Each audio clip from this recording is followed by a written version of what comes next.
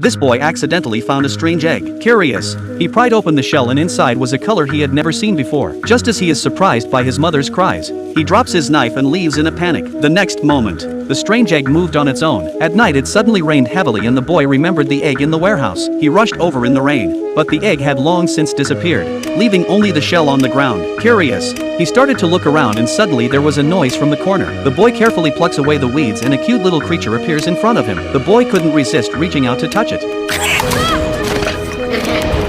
I didn't expect the little creature to be so wary, so the boy turns around and gives it a potato to eat and the little creature relaxes and approaches the boy. The next day Angus came back to the warehouse, only to find that it had been turned into a dump. Angus guessed he must be starving so he brought a bucket of food. The little monster climbed into the barrel and ate it up. Angus started to look through the book to see what the creature was, but there was nothing in the book. Suddenly the sound of the little creature came from behind him and Angus turned around and was amazed that he had just eaten the entire bucket of food. He reached out and touched the little creature and found him dry, so he filled the bucket with water. The little creature immediately swam away happily and Angus played with him all afternoon. But just then there was a ruckus outside the house and an army with orders from their superiors wanted to use his house. Mom had to agree and Angus looked at the people in front of him and was terrified, for his father had never returned from the front. After a tour the officer was happy to stay and immediately arranged for help to prepare a dinner for the day. On the other hand, the little monster had been looking for Angus ever since he left. He even crawled from the warehouse into the house and strutted down the corridor. However, a dog found him.